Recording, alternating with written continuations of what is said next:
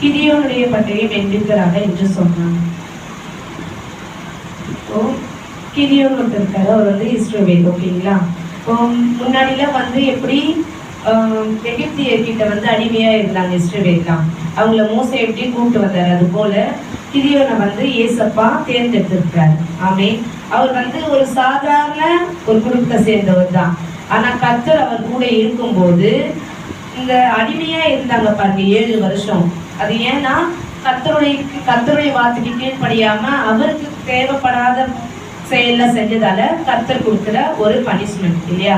அது போல மீதியானியரிடம் அவங்க வந்து அடிமையா இருந்தாங்க. எப்படி எகிப்து தேசத்துல 40 வருஷம் மேல இருந்தாங்களோ, அதே போல 400 வருஷத்துக்கு மேல இருந்தாங்களோ, அதே போல மீதியான 7 வருஷமா அவங்க அடிமைப்பட்டிருந்தாங்க. அதுல இருந்து நம்ம ஜனத்தை நம்ம கொண்டு வரணும் அப்படின்ட்டு கிதியோன் என்ன பண்றாரு, ஏசப்பா கிட்ட சொல்றாரு, நீங்க தானே எங்களை வழி நடத்தி வந்தீங்க, நீங்க தானே எங்களை கொண்டு வந்தீங்க, இப்ப நீங்க எங்களுக்கு ஏன் இது மாதிரி ஒரு நிலைமையை கொடுத்துருக்கீங்கன்னு சொல்லும் போது ஏசப்பா சொல்றாரு, உன்னால போராட முடியும், உன்னால அந்த ஜனத்தை காப்பாற்ற முடியும் அப்படின்னு சொல்லிட்டு கிதியோன் என்ன பண்றாரு, ஏசப்பா அவரு செலக்ட் பண்றாரு. இப்போ நம்ம வாழ்க்கையில எவ்வளவு பிரச்சனைகள் இருக்கும், எவ்வளவு போராட்டங்கள் இருக்கும். கர்த்தர் நம்ம முன்னாடி இருந்தா அதை எதிர்த்து நம்மளால போராட முடியும். கிதியோன் வந்து ஒரு சாதாரண எளிமையா அவர் சொல்ற வசனத்துல, ஏசப்பா நான் வந்து கர்த்தரே நான் ஒரு எளிமையானவன், இப்போ எளிமையானவனையும் அவ்வளவு ஒரு பெரிய கூட்டத்தை அழிக்கக்கூடிய பலத்தை கர்த்தர் நம்ம கூட இருக்கும்போது கொடுக்குறாரு. ஆமென்.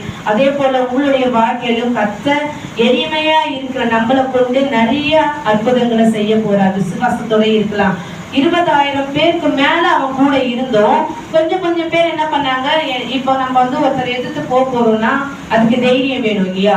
தைரியம் வேணும், எல்லாமே ஃபேஸ் பண்ணக்கூடிய மன தைரியம் வேணும், பலம் வேணும். இதெல்லாம் இருந்தாதான் நம்மளால வந்து என்ன பண்ண முடியும், போட்டி போட்டு அந்த எதிராளிய அழிக்க முடியும். அப்ப என்ன பண்றாங்க, அவன் கூட இருந்தவங்க எல்லாருமே கொஞ்சமா விலகி போயிடுறாங்க. லாஸ்டா 300 பேர் மட்டும்தான் அவன் கூட இருந்து போர் புரியுறாங்க. கர்த்தர் கூட இருக்க, நான் உன் கூட இருக்கேன், நீ வந்து போ, அதுல உனக்கு வெற்றி கிடைக்கும் அப்படின்னு சொல்றாரு. 6வது அதிகாரத்துல 16வது வசனம் பாத்தீங்கன்னா, அதற்கு கர்த்தர், நான் உன்னோட கூட இருப்பேன், ஒரே மனுஷனை முறியடிப்பது போல நீ மீதியானியரை முறியடிப்பாய் என்றார். நீ உன் கூட இருக்க, நீ எப்படி ஒரே ஒரு ஆள் கூட சிங்கிள்ஸ் எப்படி சொல்லுவாங்க, நீ சிங்கிள்ஸ் வரி அப்படிலாம் சொல்லுவாங்க பாத்தீங்களா? அது மாதிரி நீ உன்னை வச்சே ஒரு கூட்டத்தை அழிப்பேன், நீ ஒரு ஆள் அழிக்கிற அளவுக்கு நான் உன்னை பண்ணுவேன் அப்படின்னு சொல்லி கிதியோனுக்கு கர்த்தர் பலத்தை கொடுக்கிறாரு, அறிவை கொடுக்கிறாரு, ஞானத்தை கொடுக்கிறாரு. பாத்தீங்கன்னா அவ்வளவு அடிமைப்பட்ட வாழ்க்கையில இருந்து மீண்டு வர அவ்வளவு பேர் அழிக்கிறதுக்கு கடவுள் கிருபை கொடுத்திருக்கிறாரு. காரணம் கர்த்தர் வந்து அவருக்கு முன்னாடி இருந்தது, கர்த்தருடைய பேச்சு கேட்டார். நிறைய நம்மளுடைய சூழ்நிலை எல்லாம் இருக்கும், ஏசப்பா நீங்க இருக்கீங்களா இல்லையா, நான் எப்படி நம்புறது, எனக்கு இந்த அற்புதத்தை செய்யுங்க, இந்த அதிசயத்தை செய்யுங்க, அப்பதான் நானு நம்புவேன் அப்படின்னு நம்ம சொல்றோம் இல்லையா? அதே போலதான் கிதியோனு நிறைய டெஸ்ட். இப்ப நீங்க தான் என்ன சொல்றது, உனக்கு தேவ தூதர் அனுப்பியிருக்காரு, அனுப்பியிருக்க தேவ தூதர் சொல்றாரு, இது மாதிரி நீ தான் போராடி உன் ஜனங்களை மீட்கணும், கர்த்தர் உன்னதான் எடுத்திருக்காரு அப்படின்னு சொல்லும் போது அவர் என்ன பண்றாரு, இது உண்மைதானு டெஸ்ட் வைக்கிறார். நம்ம கூட என்ன பண்ணுவோம், ஒரு சில டைம் ஏசப்பா எனக்கு இந்த நல்லது செஞ்சீங்கன்னா நீங்க இருக்கீங்க நம்புறோம், அப்படி இல்ல கர்த்தர் நம்ம கூட என்றென்றைக்கும் இருக்கிறார், நம்ம முன்னாடி என்றென்றைக்கும் நம்மளை நோக்கி இருக்கிறார், நம்மளை வழி நடத்துகிற தேவன் நம்மளோடு இருக்கிறார். எவ்வளவு பிரச்சனை வரட்டும், எவ்வளவு சோர்வுகள் வரட்டும், ஆனா கிதியோன் பாருங்க ஒரு சின்ன எளிய மனுஷன் தான். அவன் சொல்றான், என் குடும்பத்தை பார்க்கலும் நான் அதுலயே ரொம்ப சின்னவன் அப்படின்னு சொல்றாரு. அப்போ சிறியவனையும் பெரியவன் ஆக்குற கிருபை கர்த்தரிடத்துல இருக்கு. நம்மளுடைய வாழ்க்கையில பிரச்சனை, சோர்வுகள், வேதனை, கடன் தொல்லை எல்லாமே இருக்கானா கர்த்தர் நம்ம கூட இருக்கும்போது நமக்கு அதெல்லாம் எதிர்த்து போராடக்கூடிய சக்தி நமக்கு கிடைக்கும். ஒருத்தர் 2 பேர் இருக்காங்க, அவங்க என்ன பண்ணுவாங்க, வாரக்குள்ள வேலைக்கு போயிட்டு ஒரு நாள் ஞாயிற்றுக்கிழமையில ஏதோ ஒரு நாள் ஃப்ரீயா இருக்கும் போது 2 ஃப்ரெண்ட்ஸும் போய் மீன் பிடிப்பாங்களாம், தூண்டில் போட்டு மீன் பிடிப்பாங்களாம். அதுல ஒரு ஃப்ரெண்டுக்கு என்ன ஒரு நாள் வச்சு நிறைய மீன் கிடைச்சலாம், ஒரு ஃப்ரெண்டுக்கு வந்து சின்ன மீன் கிடைச்சது. அதுக்கப்புறம் அதெல்லாம் தூக்கி போட்டு பெரிய மீனுக்காக வெயிட் பண்ணியிருக்காரு. அப்போ பெரிய மீன் கிடைச்சிருக்கு, அதை திரும்பி தூக்கி போட்டுருக்காரு, மீடியம் சைஸ் வேணும், ஏன் உங்களுக்கு பெரிய மீன் கிடைச்சிருக்கு, ஏன் அதை நீ தூக்கி போட்ட அப்படின்னு கேட்கும் போது, நம்ம கிட்ட பெரிய மீன் சமைக்கிற அளவுக்கு பாத்திரம் இல்லையா, அது வெட்டி போட்டா இவ்வளவுதான் ஆகும், அது சமைக்கிறதுக்கான பாத்திரம். கர்த்தரை நம்ம அப்படிதான் நினைக்கிறோம், நமக்கு நிறைய கொடுப்பாரு, பெரிய பெரிய அற்புதங்களை செய்வாரான்னு நம்ம என்ன பண்றோம், அவரை அந்த டைம்ல வந்து நீங்க எனக்கு கொடுத்த இதை விட இன்னும் நம்ம எதிர்பார்க்கிறோமே தவிர கர்த்தர் நம்ம முன்னிச்சு நம்மளுடைய நம்மளுடைய வேதனைகள் எல்லாம் தீர்க்கிறாரு, நம்மளுடைய தடைகள் எல்லாம் உடைக்கிறாரு. அதை நம்ம பார்க்க மாட்டோம்.